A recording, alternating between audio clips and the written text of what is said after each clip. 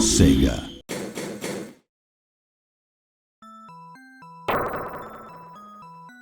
Columns is a classic Sega puzzle game from 1990, where you simply have to match up coloured jewels in either a line or diagonal in order to remove them from the play area and score points.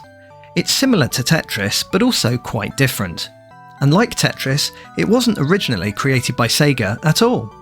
So let's look into how Sega's version came about and compare it to the versions available for the PC. First, we'll look at the early DOS version from 1989 that predated the arcade and explain how it came about. I'll run this using DOSBox. Next, we'll look at the port for Windows 3, which was semi-related to the other versions and released in 1990.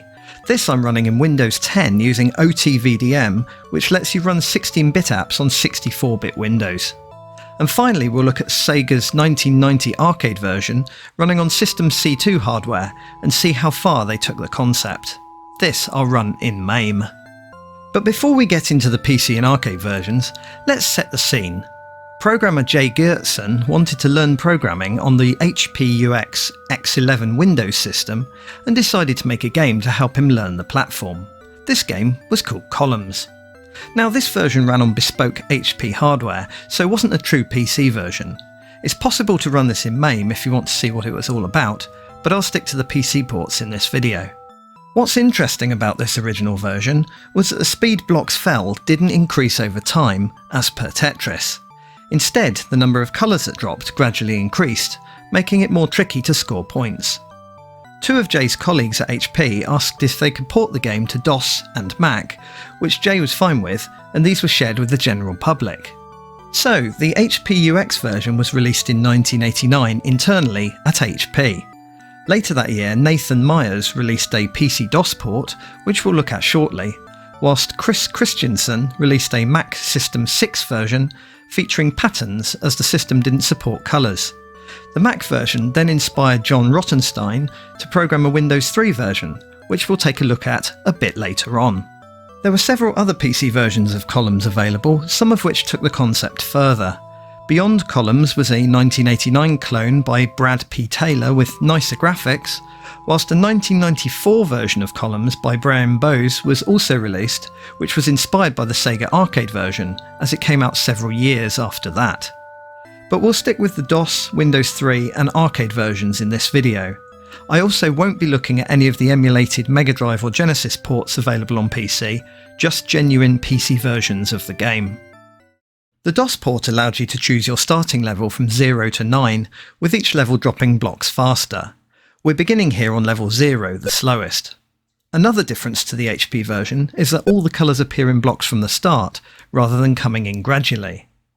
You can rotate the order of colours in the blocks and hard drop them into place to save time. The aim is to align 3 squares of the same colour either vertically, horizontally or in a diagonal. These will then be removed with a bleep sound, which doesn't always play properly here, probably due to DOSBox timing issues. Over time the level increases, which makes blocks fall faster. Here I get all the way to level 4 before the blocks touch the top of the screen, which immediately ends the game and lets you enter your name into the high score table. But how much faster do things get? Well, here's some gameplay starting at level 5, which seems to be not too much quicker than level 3. However, if we step up to level 9, then things get rather chaotic. In fact, it's hard to even work out which order to place the blocks in, as it's so quick. And eventually, I hit the top. Here's a minute of gameplay of the DOS version so you can see how bad I am at Columns. I'll edit this to show each of the level speeds I reached.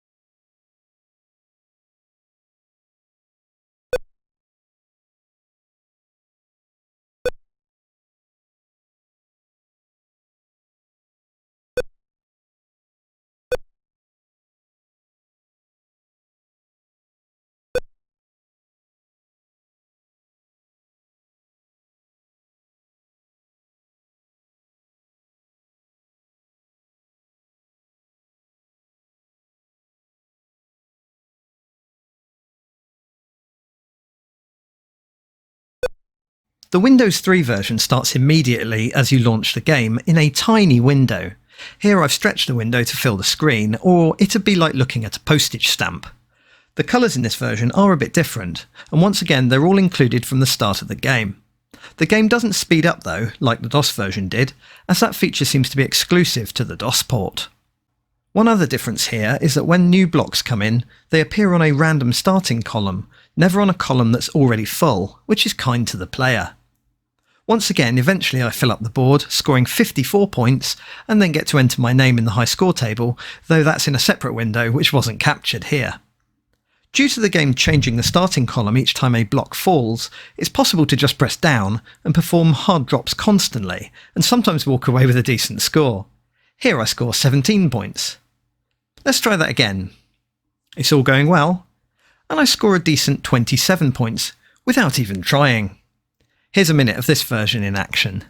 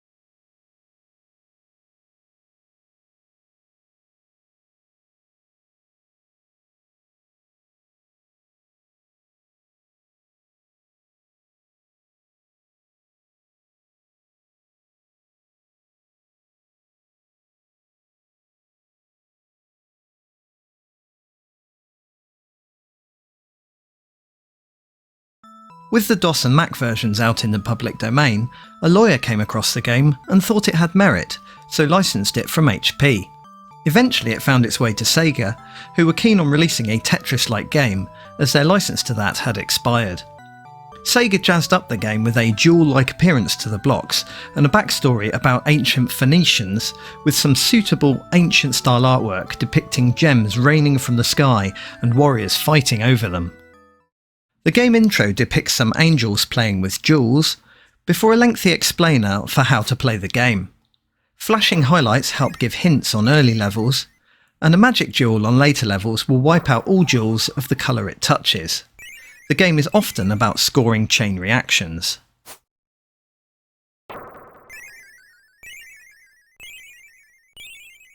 After this, the high score table is shown, and then a second title screen shows warriors with jewels leaping out of a bag. When you start the game, much like the DOS version, you can choose a starting speed.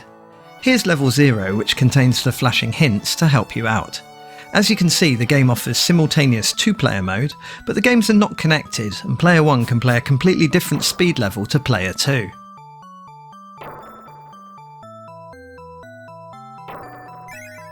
Here at level 3 the hints stop showing, but I do get a magic jewel and take out all the green jewels. Not that that helped much.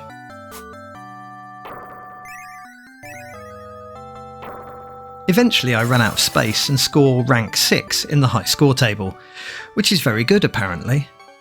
But how much faster are the other starting levels? Here's level 5 and it's pretty damn quick. I find this game tricky enough without the speed doubling. Once again, I eventually fail, but this time I'm rank 2, presumably due to the extra 20,000 points you get free for starting on level 5. And what about level 10, with 50,000 bonus points? Well, it's pretty chaotic, much like level 9 on the DOS version. Despite some early luck and getting to level 11, eventually I fail, and this time I get rank 1, mostly due to the 50,000 bonus at the start. Now, watch a minute of this version. I'll include gameplay from all 3 starting levels.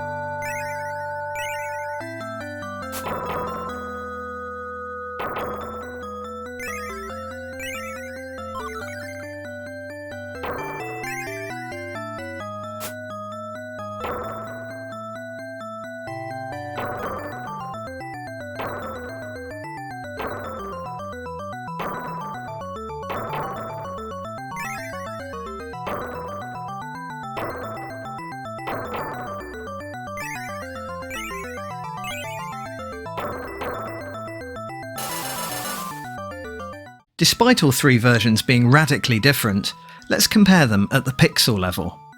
The DOS version is pretty basic, but at least it lets you know all the keys whilst you play.